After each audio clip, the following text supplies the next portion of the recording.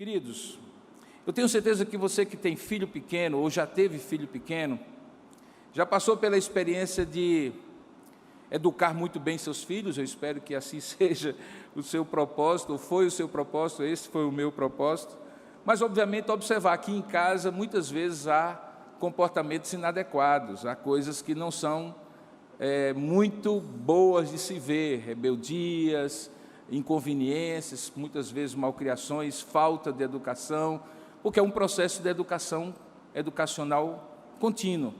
E aí, surpreendentemente, uma pessoa amiga, uma família da igreja ou um colega de trabalho convida seu filho para passar o final de semana, e você fica com o coração pequenininho, imaginando assim, será que ele vai se comportar bem na casa dos outros? E aí você faz aquela famosa recomendação, prepara a sacolinha, coloca tudo dentro, mas também diz assim, na hora da mesa, seja o último a se servir, faça assim, faça assado, escova os dentes.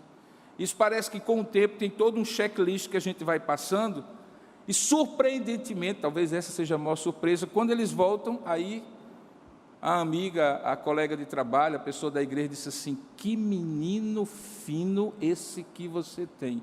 Gente, que menina educada é essa? E você quase que diz assim, é com meu filho que você está falando? Porque você sabe como é em casa. E aí, às vezes, quando ele volta, parece que toda a educação que você deu e que eventualmente ele não pratica completamente em casa, ele resolve fazer um upgrade assim e faz o melhor na casa dos outros. E é curioso que a gente se surpreende, mas na verdade a gente deveria ficar muito feliz, porque na verdade é exatamente numa hora como essa que eles mostram que o processo de educação de fato aconteceu. E também explica porque muitas vezes em casa a gente está mais relaxado, se sente mais à vontade e acaba não sendo tão rígido das normas, nos cuidados que a gente deve ter. O fato é que se nós pudéssemos tirar uma fotografia ou fazer um pequeno vídeo de como há o comportamento em casa e como há o comportamento fora de casa, a realidade é que muitas vezes essa diferença ficaria muito evidente. O livro de Atos dos Apóstolos, que nós estamos expondo já há algumas semanas na série Edificarei a Minha Igreja, chega hoje ao seu 6º episódio da primeira temporada. Hoje o dia todo foi dedicado ao final do capítulo 2, o dia de Pentecostes, quando não apenas o Espírito Santo foi derramado, Pedro pregou um sermão, como 2 resultados aconteceram. Um primeiro, que nós expomos hoje pela manhã, e que tem a ver com a expansão da igreja. 3.000 pessoas atenderam ao convite de se arrepender, de serem batizados em nome do Senhor Jesus e de receberem o dom do Espírito Santo, que foi a ênfase que Pedro pregou no seu sermão. E para fechar esse capítulo 2, que eu disse que é um capítulo quase perfeito na estrutura da narrativa dele, nós hoje vamos ver como era a vida desses primeiros cristãos. Não apenas como os primeiros membros da igreja se tornaram membros da igreja cristã em Jerusalém, mas como eles passaram a viver. E aí nós vamos ver essas 2 dimensões. A dimensão da expansão da igreja, que vimos hoje pela manhã, e a dimensão da vida da igreja, que nós vamos ver hoje à noite. E para isso eu gostaria de convidá-lo a abrir a palavra do Senhor em Atos capítulo 2, verso 42 a 47. Atos capítulo 2, 42 a 47. O tema é como viviam os primeiros cristãos. A vida real, dentro de casa e fora de casa. O comportamento dentro de casa e o comportamento fora de casa dos primeiros cristãos. Abra, portanto, você que está aqui, você também que está participando à distância, em Atos capítulo 2, verso 42 a 47. Diz assim a palavra de Deus no texto de Atos, capítulo 42 a 47. E perseveravam na doutrina dos apóstolos e na comunhão, no partir do pão e nas orações. Em cada alma havia temor, e muitos prodígios e sinais eram feitos por intermédio dos apóstolos. Todos os que creram estavam juntos e tinham tudo em comum. Vendiam as suas propriedades e bens, distribuindo o produto entre todos, à medida que alguém tinha necessidade. Diariamente eles perseveravam unânimes no templo, partiam pão de casa em casa e tomavam as suas refeições com alegria e singeleza de coração, louvando a Deus e contando com a simpatia de todo o povo. E enquanto isso, acrescentava-lhes o Senhor, dia a dia, os que iam sendo salvos. Que Deus abençoe a sua palavra lida e abra o nosso entendimento para compreendê-la. Amém. Cubra a sua cabeça por um instante, feche os seus olhos, vamos pedir isso a Deus. Tanto você que está aqui, como você que nos acompanha nos canais oficiais da IP Tambaú. Ó Deus amado, a tua palavra por si só é suficiente para falar ao nosso coração, porque inspirada pelo teu Espírito Santo, tem o poder de ser luz para o nosso caminho e lâmpada para os nossos pés. E por isso, ó Pai, ela dispensaria qualquer explicação. Mas coube-me agora, Pai, essa responsabilidade e grande privilégio de expor com mais detalhes aquilo que lá está escrito e que acabamos de ler. E por isso eu te rogo, tenha misericórdia de mim, dos meus irmãos que estão aqui e de tantos quantos vão ouvir esta palavra que será ministrada, para que não seja a explicação de um homem sobre a tua palavra, Pai, mas seja o teu próprio Espírito que venha abrir o nosso entendimento, abrir a nossa mente, dilatar a nossa compreensão, para que possamos, iluminados pelo teu Espírito, ouvir a tua voz e ver as tuas maravilhas que estão na tua palavra. Fala, portanto, conosco, Senhor, e ministra ao nosso coração, e nós te daremos toda a honra, toda a glória e todo o louvor, pois nós oramos assim, em nome e para a glória de Jesus. Amém. Queridos, esse pequeno texto de Atos, capítulo 2, verso 42 a 47, é o primeiro de 6 fotografias que Lucas faz da igreja que está se expandindo por todo o mundo. Os outros estão no capítulo 6, no capítulo 9, no capítulo 12, 16, 19 e 28. São pequenos intervalos na história que ele está contando, em que ele tira uma fotografia daquele momento de desenvolvimento, de maturidade da igreja cristã.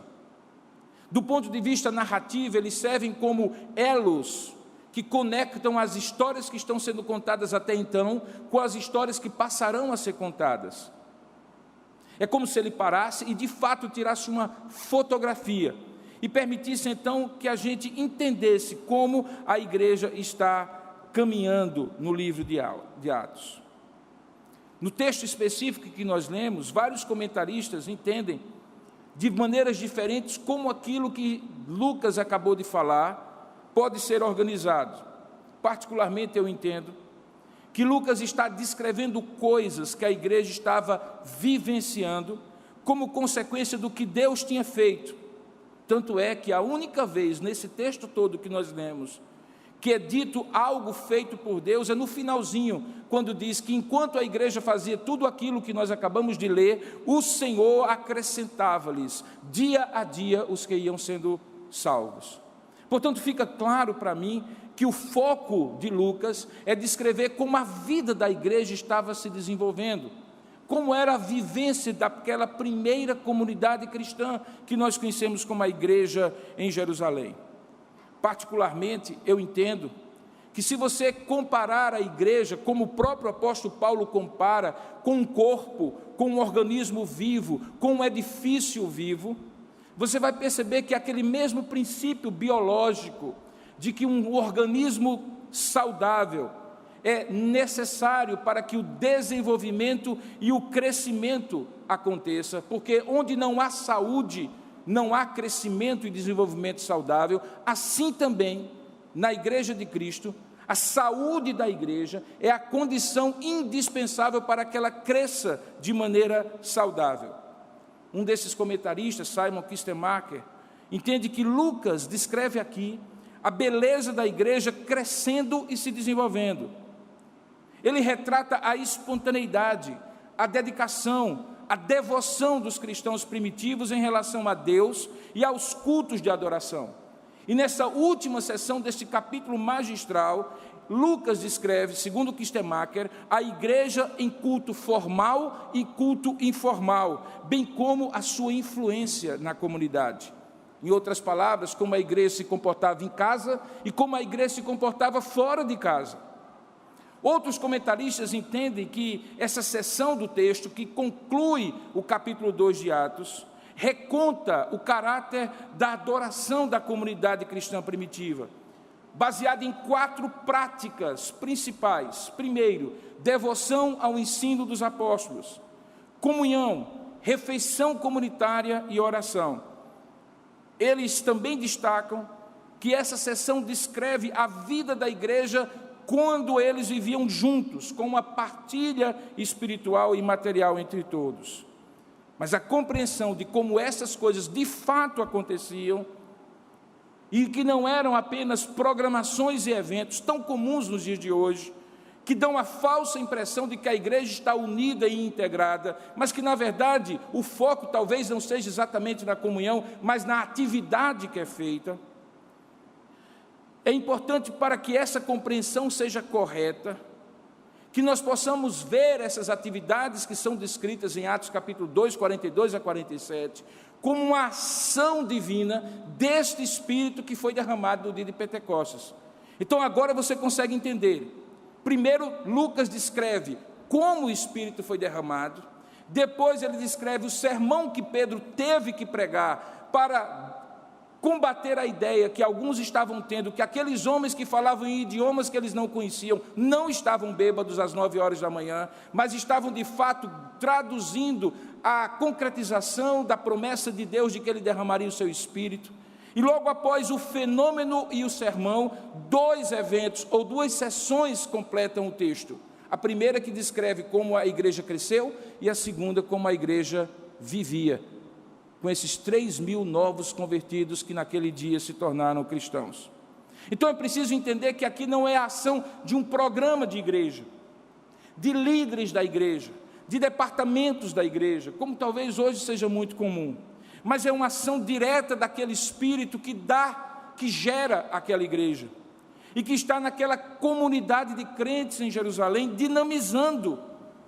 Por isso o tema de hoje é a primeira foto da igreja em Jerusalém, como viviam os primeiros cristãos, e que diferentemente de filhos nossos que vão viver e passar um tempo na casa dos outros e se comportam para que de alguma maneira deem uma boa impressão de casa, ou como são as fotos hoje nas redes sociais, cheia de sorrisos artificiais, maquiagens e roupas muito bem preparadas, mas que não revelam necessariamente o dia a dia da vida da pessoa. Aqui nós encontramos nua e crua como era a vida da igreja em Jerusalém. E nessa foto, como eu estou chamando, podemos observar 2 aspectos. Primeiro, que toda a vida era impulsionada, toda a vida da igreja era impulsionada pela palavra de Deus. Veja como começa o texto, volte seus olhos lá para Atos capítulo 2, verso 42. Diz o texto lá que eles perseveravam na doutrina dos apóstolos. Se fosse traduzir numa paráfrase, eu diria que eles continuavam firmemente, persistindo em continuar naquilo que eles tinham sido ensinados. O depósito de fé que aqueles 12 homens tinham recebido de Jesus, e que o mesmo Jesus tinha dito quando os enviou a pregar o Evangelho a toda criatura, batizando-os em nome do Pai, do Filho e do Espírito Santo, e ensinando-os a guardar todas as coisas que vos tenho ensinado, era a base, a vida, o impulso daquela igreja. Nada acontecia sem a palavra, nada acontecia sem a direção da palavra, e a palavra naquela época, lembre você, não era um livro como nós temos hoje diante de nós. Na verdade, as escrituras do Novo Testamento ainda estavam sendo escritas para serem divulgadas às comunidades de fé que surgiriam depois da igreja de Jerusalém. A palavra aqui era aquilo que os apóstolos ensinavam de maneira verbal, contando o que tinham visto e testemunhado de Jesus Cristo, o que ele tinha ensinado, o que ele tinha feito, o significado da sua obra, da sua morte na cruz. E tudo isso era absorvido numa catequese, numa doutrinação, a doutrina dos apóstolos, na qual toda a vida da igreja se baseava. Nada era feito sem isto. O texto que diz aqui que eles perseveravam na doutrina dos apóstolos, no ensino ou na doutrina dos apóstolos, mostrava que a centralidade da palavra de Deus é o que conferia àquela comunidade um aspecto da sua vida, que é a sua natureza espiritual. Veja, se eu sou um homem e escrevo um manual de procedimentos para um determinado grupo de pessoas, um regulamento interno, regimentos, estatutos para uma determinada associação de pessoas, o caráter daquilo que eu escrevo é o que vai determinar o caráter da associação, seja ela qual for. Se vai ser uma associação educacional, jurídica, comunitária ou de qualquer natureza. Mas o que nós temos aqui é que aquilo que foi sendo escrito, baseado naquilo que tinha sido ensinado por Jesus aos apóstolos, e os apóstolos repetiam àqueles que eram crentes, não era um livro sobre uma instituição humana, não era o regimento interno de uma igreja com CNPJ como nós temos hoje, mas era um ensino vivo, da palavra viva, que tinha uma aplicação para a vida real e concreta que eles precisavam viver a partir dali.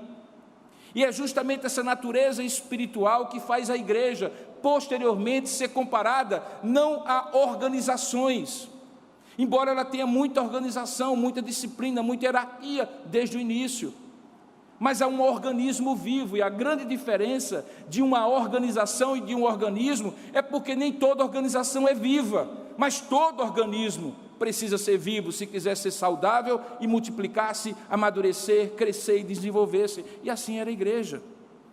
Ela é comparada por Paulo a um edifício formado por pedras vivas, a um corpo formado por membros que se interdependem, que são gerados, dirigidos por um cabeça que é o Cristo, o próprio Senhor.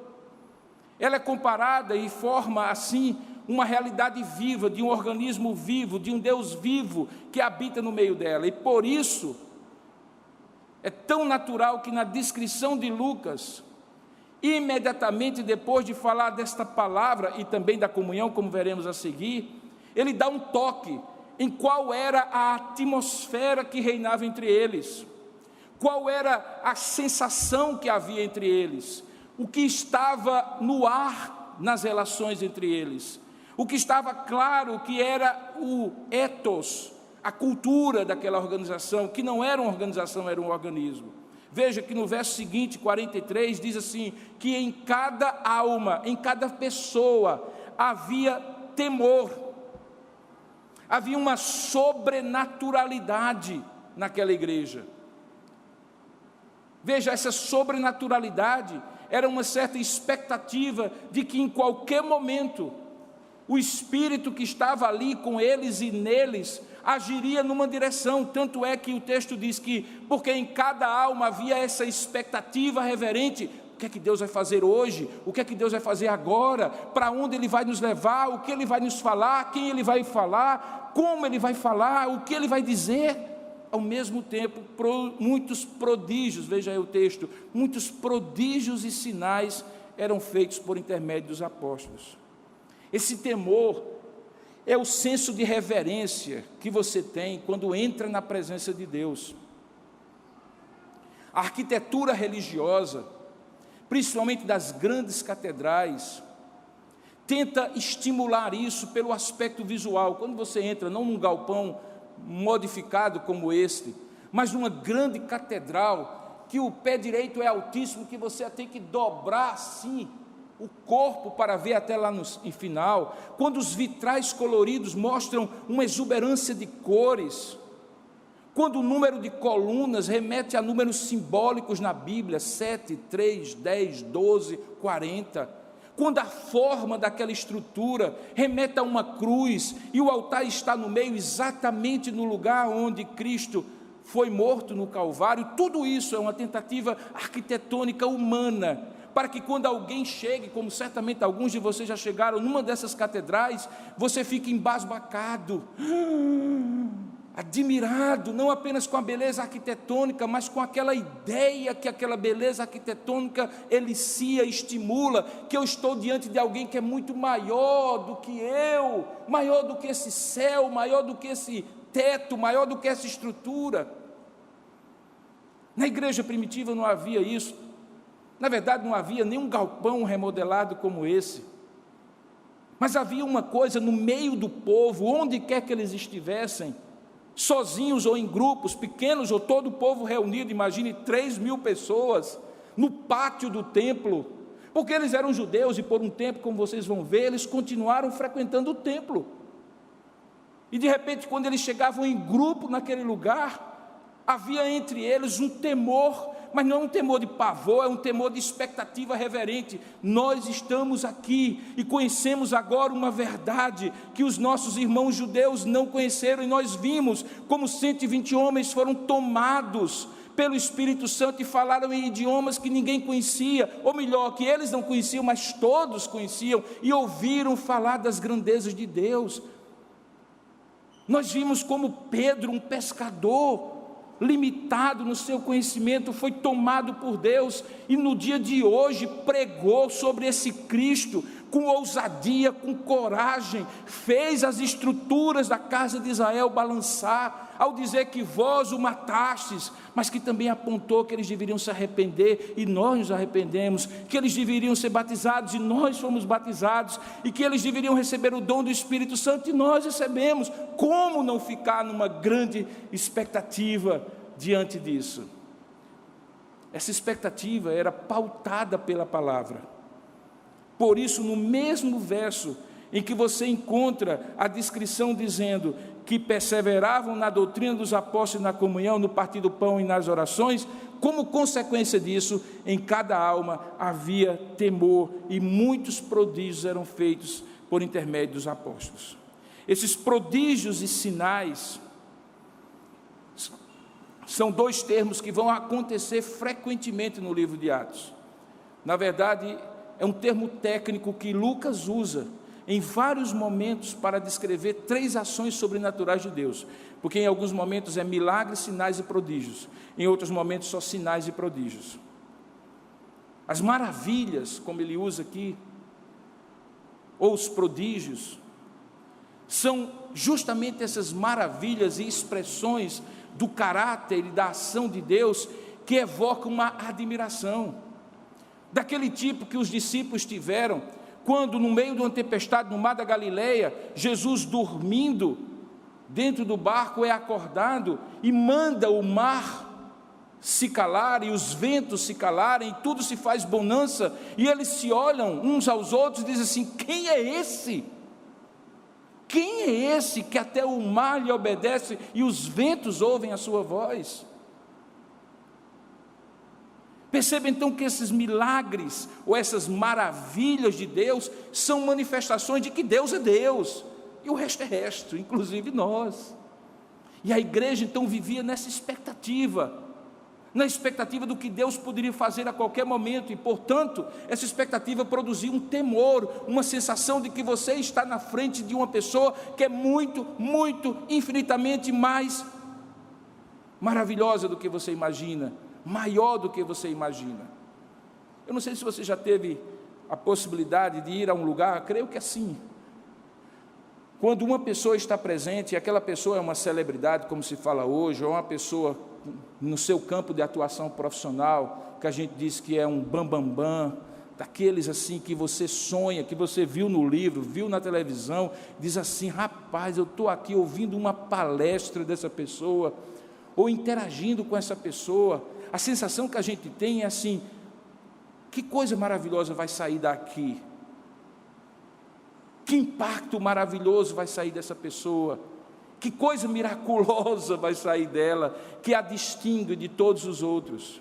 Agora imagine isso quando essa pessoa não é um homem, por mais poderoso que um homem pudesse ser, por mais famoso, maravilhoso, sábio, inteligente, capaz, em qualquer área do conhecimento humano, mas é o próprio Deus, que tinha agido e estava agindo no meio deles, e que de repente você se vê num grupo de pessoas, onde o Espírito de Deus desce como um vento impetuoso, labaredas de fogo aparecem sobre a cabeça das pessoas, essas pessoas são sobrenaturalmente capazes de falar em línguas que eles não conheciam, de modo que várias nações que estão ao seu redor em Jerusalém ouvem a pregação do Evangelho na língua que eles conheciam. Era esse povo que tinha visto 3.000 pessoas. Gente, eu tenho certeza que se 30 pessoas que estivessem aqui, há um apelo no final da mensagem, dissessem: eu me arrependo e quero ser batizado e ser cheio do Espírito Santo, que todos nós ficaríamos extremamente admirados. Mas naquele dia foram 3.000 pessoas. Como não estar com a alma cheia de temor?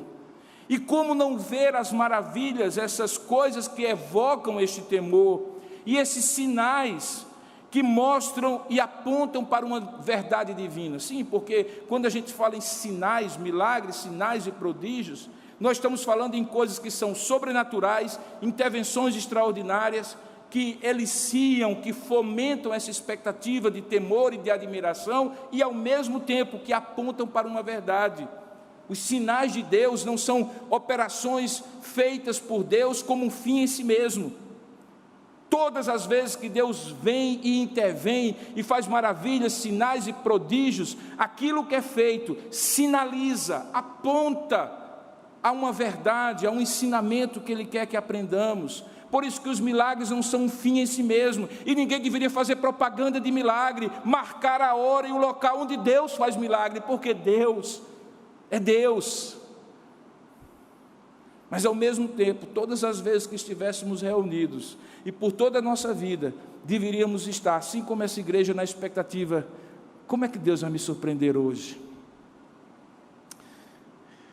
O que Deus vai fazer hoje? Essa era a atmosfera daquela igreja.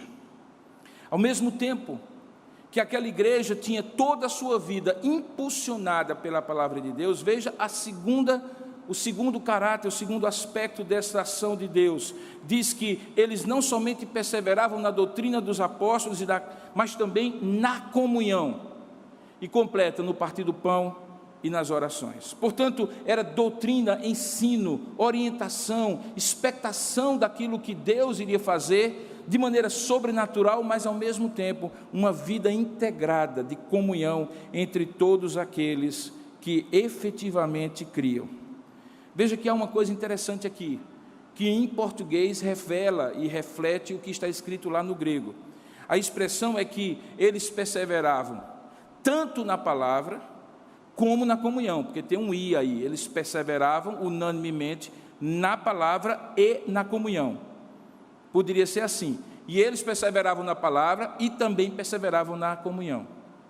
Mas entre partir do pão e oração, só tem uma vírgula, porque lá no grego e aqui no português não são coisas distintas. É como se o texto estivesse dizendo assim, que esta comunhão era revelada e manifestada na maneira como eles partiam o pão e na maneira como eles oravam.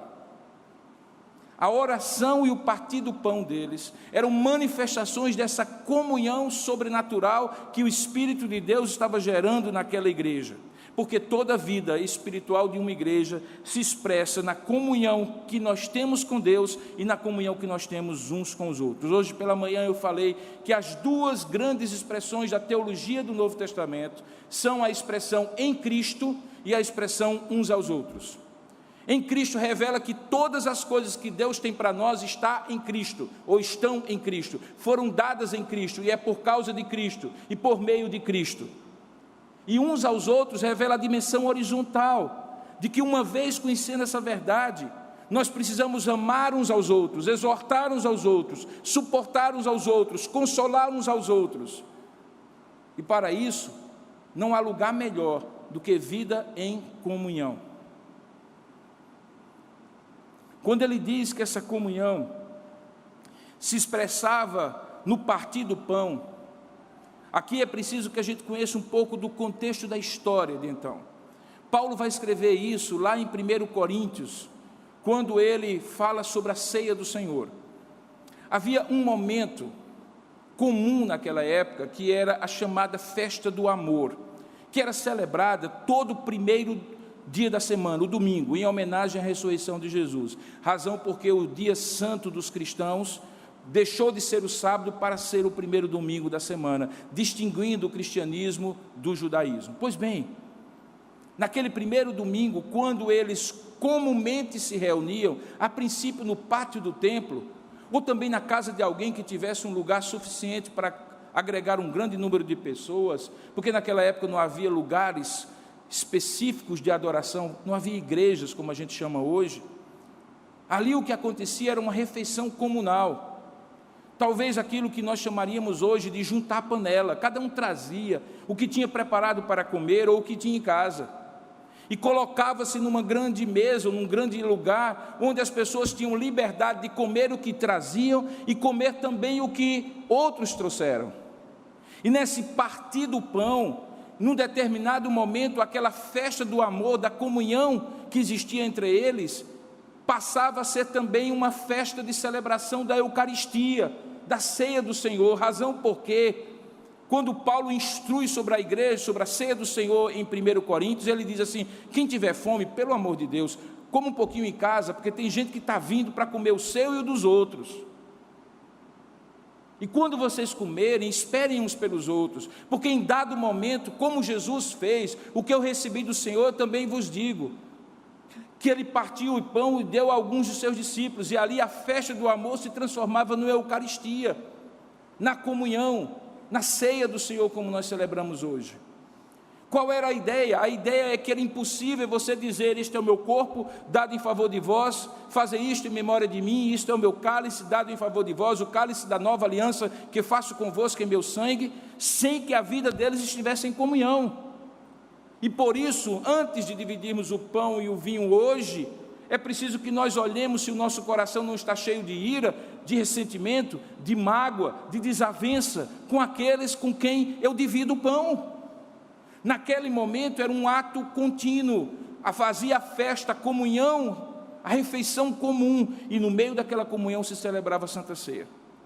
Por isso que é dito que eles estavam juntos no partir do pão, e naquele partir do pão havia culto junto, eles oravam uns pelos outros.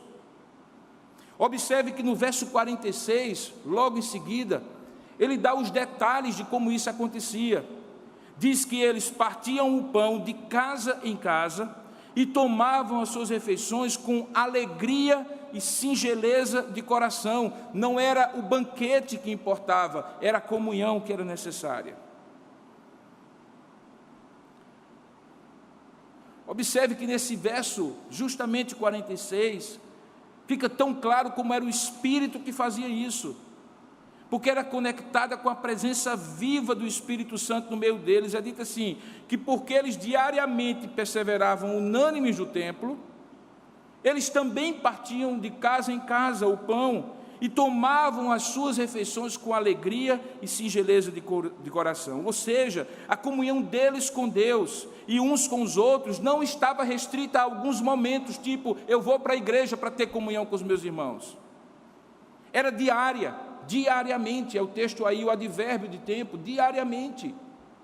Era em qualquer lugar, e era contínua, porque diz que eles perseveravam diariamente, unânimes, com o mesmo propósito e unanimidade de propósito no templo, e também de casa em casa, porque não estava restrita também ao lugar. Isso podia acontecer no templo, mas podia acontecer em casa. Quem movia isso era a igreja, mas a igreja era movida pelo Espírito, por isso não era necessário fazer uma programação para as pessoas estarem juntas, porque essa vida era real, genuína, singela, impulsionada pelo Espírito e norteada pela palavra. Naturalmente essas pessoas estavam em comum, e diz o texto que elas estavam em comum e comiam a sua refeição com alegria e singeleza de coração. Só existe um livro do Novo Testamento que tem a palavra alegria mencionada mais vezes que o livro de Atos, que é o livro de Filipenses. a epístola da alegria. Mas Atos, se você puder fazer um estudo temático, você vai encontrar nada mais, nada menos do que 47 referências sobre a alegria da igreja no livro de Atos. E não era porque tudo estava bem, porque eles viviam sob perseguição. Era uma alegria de fruto do Espírito Santo, porque aquela igreja vivia na comunhão com Deus e uns com os outros. Em sua comunhão, como eu disse, eles partiam o pão em suas casas, comiam juntos com alegria. Um outro aspecto dessa comunhão é que voluntariamente, não por força da expropriação do Estado, como no caso do comunismo, mas voluntariamente, pessoas que tinham um pouco mais, vendiam as suas propriedades e compartilhavam, não dividindo igualitariamente por todos, mas à medida que alguém tinha necessidade, não havia necessidade porque alguém estava disposto a dividir com quem tinha necessidade. Não era obrigatório, era espontâneo. Mas como é possível que o coração naturalmente egoísta do homem espontaneamente divida aquilo que é seu? É impossível, é virtualmente impossível, a não ser que o Espírito Santo toque o coração daquele homem. E se havia alguma coisa que movia aquela igreja, era o Espírito Santo todo o tempo trabalhando no meio dela. Então veja, essa dupla temática, de que eles perseveravam unânimes na doutrina do Senhor, na doutrina dos apóstolos, e que eles perseveravam unânimes na comunhão, eram as duas características daquela igreja. E ao mesmo tempo que o texto diz o que a igreja fazia por causa dessas duas características, o texto também registra o que Deus estava fazendo por meio da igreja. Era aquilo que Deus estava fazendo com eles e por meio deles fora de casa. E o que é que Deus estava fazendo com eles fora de casa? Volta ao texto e você vai ver. Enquanto isso, acrescentava-lhes o Senhor dia a dia, verso 47, os que iam sendo salvos. A igreja se preocupava em ser saudável e viva. E como todo organismo saudável e vivo, ele dá frutos, ele cresce, ele amadurece, ele desenvolve. O que é que você faz quando você tem um filho pequeno? Você cuida dele, você dá uma boa alimentação, você evita que ele adoeça, você estimula aquela criança, você garante que ela tenha um bom tempo de repouso. E o que vai acontecer com aquela criança? Naturalmente ela vai crescer, ela vai amadurecer. Você não se preocupa em que ela cresça, você se preocupa em que ela esteja saudável, bem nutrida, bem estimulada, e ela naturalmente vai crescer. Assim também a igreja se preocupava em manter-se saudável, e naturalmente ela crescia. Perceba que um dos efeitos desse crescimento é que à medida que essa igreja crescia, ela não era antipatizada, ela não era vista como uma igreja chata, como um bando de crente intolerante, como um bando de pessoas que fazia mal à sociedade. Pelo contrário, o texto diz que enquanto eles louvavam a Deus, eles contavam, veja o verso 47, com a simpatia de todo o povo. Esse era o retrato da igreja. Agora eu quero combinar com você o seguinte: vamos tirar um retrato da igreja agora? Não necessariamente dessa igreja neste momento, mas da igreja cristã hoje no Brasil. É isso?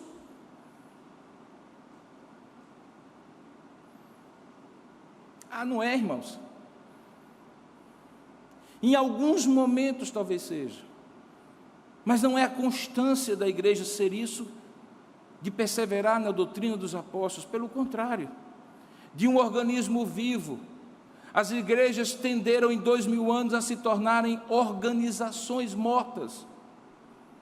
Precisamos marcar dia e hora para nos encontrar, e mesmo com dia e hora marcada e lugar para nos encontrar, frequentemente você percebe que não há aquele mesmo desejo de estar junto, a qualquer tempo, a qualquer hora, na expectativa de que Deus vai aparecer em aspas, e vai agir no meio de nós.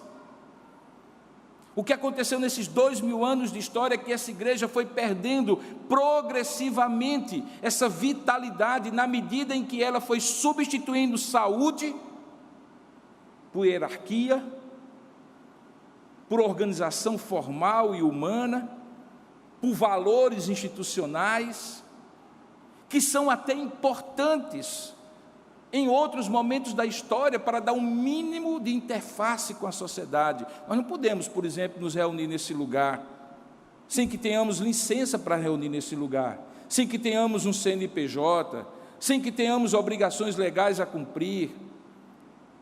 Porque com a evolução da sociedade, o Estado, as normas sociais, obrigam também as entidades religiosas, entre as quais a igreja, a cumprir determinadas obrigações. Mas isto não é igreja. Isto é Igreja Presbiteriana de Tambaú. Mas a igreja é o que está aqui diante dos meus olhos. A igreja é nós aqui na presença de Deus, que transcende normas e estruturas. Não é contra as normas e estruturas, mas transcende, se ela quiser ser tão gloriosa como ela foi nos primeiros dias, se ela quiser contar com a simpatia de todo o povo. Nessa grande crise da pandemia, conversando com os presbíteros da igreja e vendo como as coisas estavam caminhando, como nós iríamos ter restrições ao nosso funcionamento, eu criei uma imagem e disse para os presbíteros que eu percebia que tudo estava se organizando e todos os papéis daquela grande narrativa estavam sendo assumidos por pessoas e por instituições. Mas faltava um papel, o papel dos intolerantes, o papel dos rebeldes, dos egoístas, daqueles que não colaboram para o bem de todos, o papel daqueles que vão ser depois acusados de serem os grandes disseminadores da pandemia. E eu disse para os presbíteros: eu não quero esse papel para a Igreja Presbiteriana de Tambaú, porque esse papel é o papel do bandido da história, e a igreja não pode assumir esse papel de bandido da história. Daí todo o nosso cuidado, para ao mesmo tempo desejando ter todos os irmãos aqui, não entrarmos na antipatia de todo o povo, por sermos considerados uma igreja que não está nem aí com a saúde de todos, o que importa é estar ali e arrecadar seus dízimos, como tem sido a narrativa.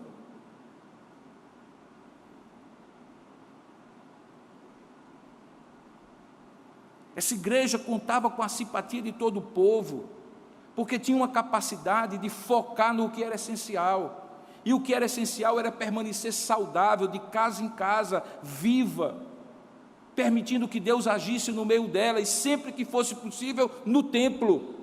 Mas quando não fosse possível, e logo em seguida não passa a não ser possível, quando eles são perseguidos e têm que pegar as coisas e sair de Jerusalém e correr para não morrer, essa igreja que estava acostumada a não limitar-se ao tempo nem ao espaço, a um dia e hora para se reunir, a uma organização formal, essa igreja estava viva, e por onde 2 ou 3 iam sendo espalhados pela perseguição, igrejas iam surgindo, porque essa vida estava ali, viva no meio deles, e podia ser reproduzida onde quer que eles estivessem.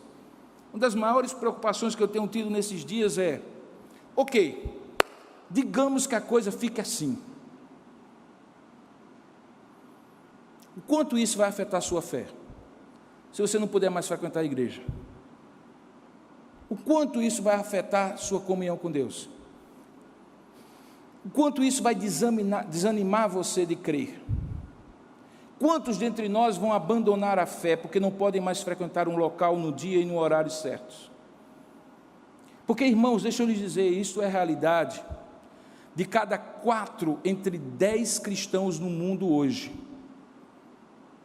que não tem lugar para se reunir, porque o lugar onde eles moram é proibido o cristão se reunir. que são perseguidos se disserem que são cristãos.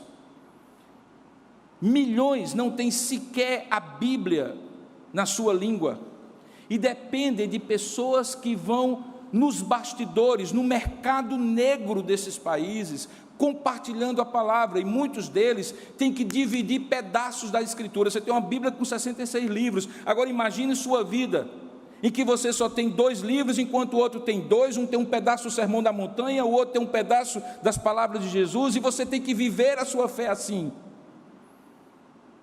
O quanto, se nós aqui, que estamos aqui, ou você que está aí, tivesse que viver essa realidade, o quanto isso tiraria a vida espiritual da nossa experiência com Deus.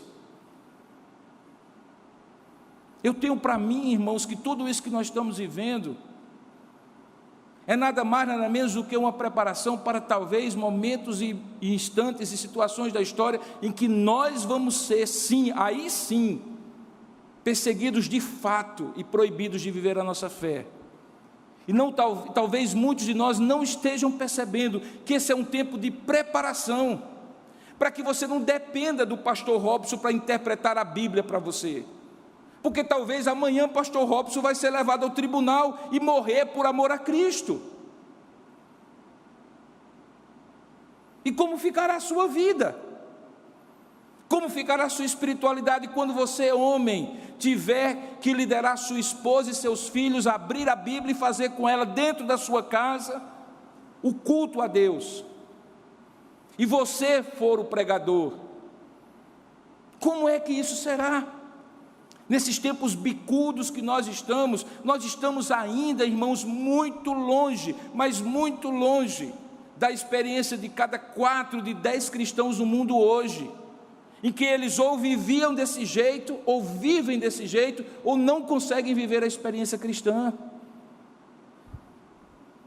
Então, ao invés de ficarmos fazendo mimimi contra decretos de autoridades públicas, vamos aproveitar essa oportunidade para aprofundar a nossa experiência com Deus, porque a palavra de Deus revela de maneira muito clara que antes de melhorar, essas coisas vão piorar muito, até que Cristo volte e reine entre nós e sobre nós.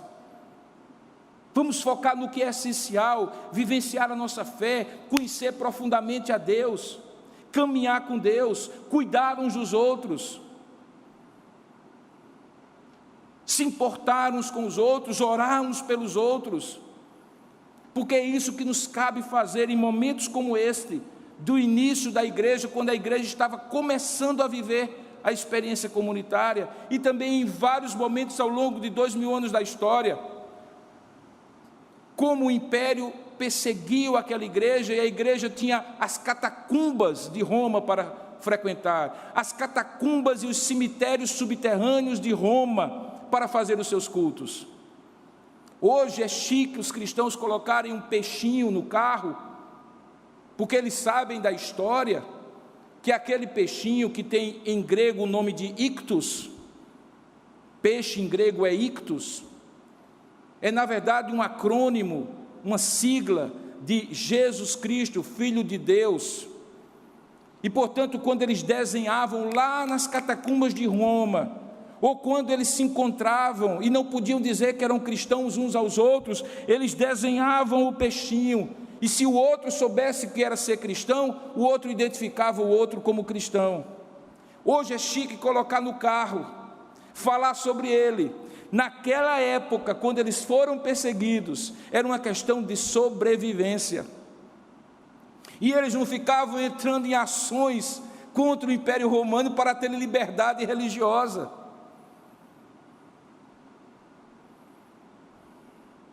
Desde quando cristãos precisam lutar pela realidade, pela liberdade religiosa? Eu vou dizer quando os cristãos deixaram de ser um organismo vivo, que não depende do tempo nem da hora, do local ou da estrutura organizacional para existir, e passaram a depender de tudo isso, ou seja, quando deixaram de ser um organismo para ser uma organização, que precisa ser regulada, e de fato não precisa. Como eu falei, há uma vida, ou melhor, há uma máxima na vida biológica dos organismos. É que a saúde de um organismo determinará o seu bom funcionamento, o seu desenvolvimento e o seu crescimento. Ou seja, saúde precede maturidade e crescimento. Pois bem, a vida saudável da igreja sempre determinará o crescimento saudável da igreja. Há outros crescimentos de um organismo, que às vezes são até mais acelerados, mas que não são saudáveis. O nome deles é câncer. No câncer, o crescimento disfuncional e descontrolado de células e de tecidos doentes dá a impressão que alguma coisa dinâmica e viva está crescendo ali, e está para a morte e não para a vida. Mas eis aqui o retrato, a foto de uma igreja que era saudável e por isso crescia. É esse retrato que eu devo olhar todo dia de manhã cedo no meu celular e dizer assim: eu, Igreja Presbiteriana de Tambaú, estou sendo isso? Eu, família de Robinson e Cefra, estou sendo isso? Eu, Robinson, independentemente de ser pastor, estou sendo isso? Porque isto é saúde, crescimento e maturidade verdadeiras de uma igreja cristã. Por isso Lucas tira esta foto logo no início e diz assim: esta é a foto original. Ele vai tirar outras fotos ao longo do livro, e você vai comparar as outras fotos de outros momentos com esta foto, e vai dizer: mantém-se assim, ou não mantém-se assim. Este é o recurso de Lucas, para mostrar quando havia uma igreja viva e saudável, e quando os problemas de gente da igreja, na igreja, pecadores como todos nós somos, deixavam que o câncer tomasse conta da saúde no organismo da igreja. Alguns interpretam que valorizar excessivamente a igreja de Cristo primitiva é uma ingenuidade teológica.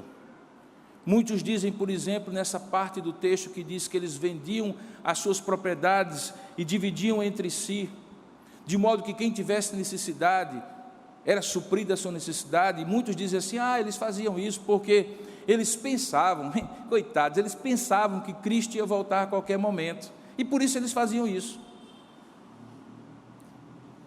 De fato, irmãos, eles pensavam mesmo, e por isso faziam assim. O que me surpreende é que nós não pensemos a mesma coisa. O que me surpreende é que nós achemos que vamos ficar aqui para semente. O que me surpreende é que depois de 510 mil pessoas morrendo, porque vai ser isso o número da manhã, a cada dia aumenta, eu e você não cheguemos à conclusão de que todos aqueles projetos humanos, que essas 510 mil pessoas, todo o investimento aqui nessa terra, nesse momento, não ficou para trás. E por isso deveríamos nós reconsiderar onde estamos colocando o nosso tesouro, porque onde estiver o nosso tesouro, estará o nosso coração. Eu não diria que é ingenuidade da igreja fazer e ser dessa forma. Eu diria que era símbolo e clara manifestação de um reconhecimento de que somos peregrinos e forasteiros, e que o tempo que estivermos aqui, tendo o que comer e tendo o que vestir, como Paulo escreve nas suas epístolas, sejamos felizes, porque nada trouxemos a este mundo e nada deste mundo nós levaremos conosco. A igreja vivia assim porque cria nisso. Ninguém era obrigado a vender nada, mas ninguém conseguia reter para si mais do que precisava, vendo alguém passando necessidade. O que mudou? O que mudou é que nós nos tornamos, com raríssimas exceções de irmãos e comunidades, igrejas que acham que estarão aqui para sempre. que porque Cristo passou já 2000 anos sem ter voltado, que Ele não voltará mais. Quando na verdade a palavra de Deus diz que aí sim nós deveríamos estar mais atentos e viver essa vida saudável desta igreja, verdadeiramente igreja do Senhor, porque à medida que o tempo passa, o dia da sua volta se aproxima. Sejamos, portanto, irmãos, uma igreja saudável, cuja fotografia não é maquiada, não tenha sorrisos artificiais e poses muito bonitas para redes sociais. Sejamos uma igreja que em qualquer momento, se Deus tirar um retrato de nós, uma fotografia espiritual da nossa vida com Deus, aquilo que se vê seja tão glorioso que o povo deseje ser aquilo que nós estamos ali manifestando. Que Deus nos ajude a sermos essa igreja saudável. O capítulo 2 de Atos se encerra nessa perspectiva. E aí no capítulo 3 e 4, nós vamos ver as primeiras manifestações desses milagres, sinais e prodígios que eram feitos como expressão da manifestação espiritual do Espírito Santo no meio dessa igreja. Deus nos ajude, será motivo e foco dos nossos próximos episódios na série Edificarei a Minha Igreja. Vamos nos colocar de pé nesse momento e vamos nos apresentar diante de Deus nesta hora.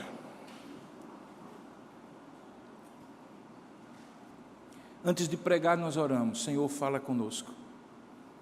Abre o nosso entendimento. Nos ajuda a compreender a Tua palavra. Pergunta agora que eu faço é: Ele falou com você?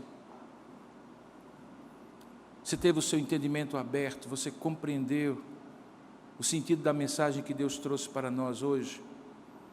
Agora a pergunta é: o que é que você tem a dizer a Deus? Qual é a sua resposta? Qual é a sua reação?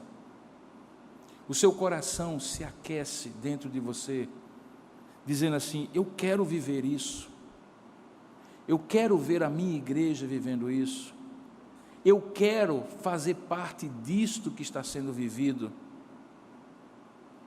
Ou isso vai ser para você um retrato como aqueles amarelados de antigamente, que alguém diz: bom era nessa época, mas não faz nenhum esforço para que aquela época se torne esta época. Quem vive de recordações do passado é museu, irmãos. Nós somos um povo vivo que vive na presença de um Deus vivo. Isto aqui é o que Ele quer para nós hoje, e vai depender exclusivamente de darmos lugar ao Espírito Santo para fazer isso agora, que Ele havia feito naquela época, que Ele fez naquela época e ao longo do tempo. Curva então sua cabeça, feche os seus olhos, coloque sua vida diante do Senhor. Busque a Deus em oração e diga a Deus qual é a sua resposta, o que você tem a dizer ao Senhor diante daquilo que você ouviu. Tanto você que está aqui, como você que participa conosco à distância. Vamos orar, queridos. Oh Deus amado e querido Pai, nós reconhecemos, Senhor, que a fotografia que seria tirada hoje da Tua igreja, e particularmente desta igreja, seria muito diferente da fotografia que Lucas tirou, inspirado pelo Teu Espírito. Algumas coisas que ele viu, certamente ele veria hoje, mas há muitas coisas que já não são vistas hoje, e não é apenas porque é diferente o tempo e a época, mas é porque é diferente, Senhor, a atitude do Teu povo, que Tu chamas para ser Teu.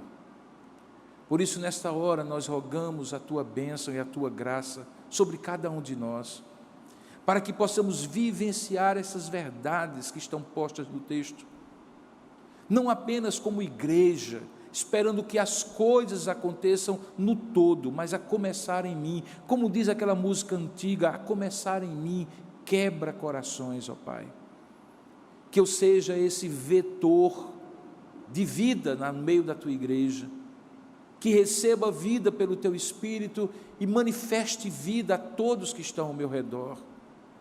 Ó Deus, tira de nós, Senhor, aquelas cracas que vão se juntando no casco do navio depois de muitas viagens pelo mar,